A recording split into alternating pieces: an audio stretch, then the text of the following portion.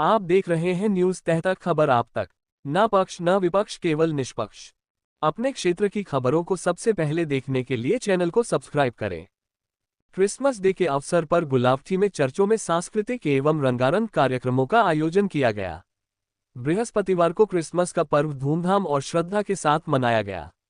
Gulaothi Hapur road स्थित Methodist church में प्रभु यीशु मसीह के जन्मदिवस पर मध्यरात्रि से ही कार्यक्रमों की शुरुआत हो गई थी। चर्च में पूरे दिन विशेष प्रार्थना सभाएं, बाइबल पाठ, प्रभु यीशु के जन्म की झांकी, सांस्कृतिक कार्यक्रम और सेंटा क्लॉज द्वारा बच्चों को उपहार वितरण जैसे आयोजन किए गए। इन कार्यक्रमों के माध्यम से प्रेम, शांति और मानवता का संदेश दिया गया। क्रिसमस के अवसर पर चर्च को आकर्षक ढंग से सजाया गया था। बच्चों द्वारा प्रभु यीशु के जन्म से संबंधित सुंदर प्रस्तुतियां दी गईं, जिन्हें उपस्थित लोगों ने सराहा। कार्यक्रमों में बड़ी संख्या में श्रद्धालुओं ने भाग लेकर प्रार्थना की। मेथोडिस्ट चर्च के पादरी अभिनव जेकब ने कहा कि क्रिसमस केवल एक पर्व नहीं, बल्कि प्रेम, सेवा और मानवता के मूल्यों को अपनाने का संदेश देता है। उन्होंने प्रभु यीशु की शिक्षाओं पर चलकर विश्व शांति और भाईचारे को मजबूत करने का आह्वान किया। क्रिसमस के पावन अवसर पर चर्च परिसर में भक्तिमय माहौल बना रहा और श्रद्धालुओं ने प्रभु यीशु को याद कर सुख, शांति और समृद्धि की कामना की। मेरे प्रियो, हम क्रिसमस पर्व जो है वो प्रभु यीशु मसीह के जन्मने के दिवस पे मनाते हैं। क्रिसमस जो है एक यीशु मसीह के जन्म का पर्व है और बाइबल में इसकी भविष्यवाणी यीशु मसीह के जन्म के पूर्व 600 साल पहले हो चुकी थी यशायाह नबी की पुस्तक में।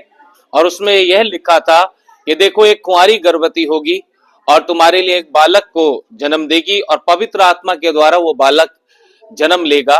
यीशु मसीह का जन्म एक अद्भुत जन्म था, क्योंकि उसका जन्म किसी शारीरिक स्त्री और पुरुष के संबंध के द्वारा नहीं, परंतु पवित्र आत्मा और दिव्य सामर्थ के द्वारा उसका जन्म हुआ था।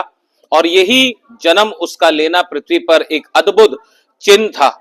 और उसका जन्म चरनी में क्यों पैदा हुआ? चरनी में इसलिए पैदा हुआ क्योंकि चरनी इस बात का प्रतीक है कि वो बेसहारा, टूटे हुए उन लोगों के लिए आया जो इस गुनाह में पड़े हुए थे, दलदल में पड़े हुए थे, परेशानियों में थे, दिक्कतों में थे, समस्याओं में थे और पीड़ाओं में थे। क्योंकि यीशु मसीह ने मत्ती 11 में साफ साफ बोला है कि हे सब परिश्रम करने वाले, बोझ से थके मांदे लोगों, तुम मेरे पास आओ, मैं तुम्हें विश्राम दूंगा।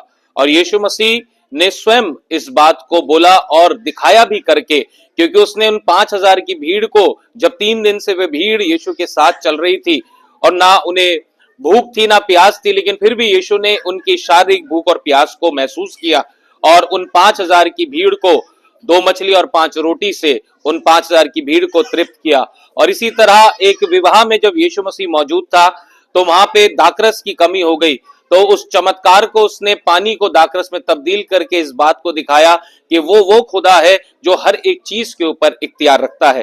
तो मसीहत और बाइबल हमें ये सिखाती है कि यीशु मसीह का जन्म एक दिव्य जन्म है और हम उसकी इस दिव्य जन्म की आज खुशी को जब मना रहे हैं क्राइस्ट मेथोडिस्ट चर्च, तो हम एक ही बात का संदेश आप सबको देना चाहते हैं कि प्रभु यीशु मसीह का जन्म अगर हमारे जीवन में हो जाए तो हमारे जीवन का अंधकार दूर हो जाता है और हम ज्योति में चलने लगते हैं।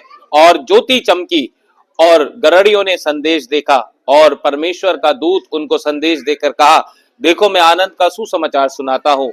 और वो आनंद का सुसमाचार आज हमारे बीच में दिया जा रहा है इस नाट्य के प्रदर्शन के द्वारा और संदेश के द्वारा। प्रभु आप सबको आशीष और बरकत दे।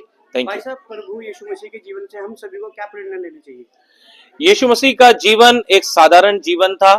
वो दिव्य दूत बनकर आया परमेश्वर का, ईश्वर का। यूहन्ना 3:16 में कहता है कि परमेश्वर ने जगत से ऐसा प्रेम किया कि उसने अपना इकलौता पुत्र दे दिया, ताकि जो कोई उस पर विश्वास करे वे नाश ना हो परंतु अनंत जीवन पाए।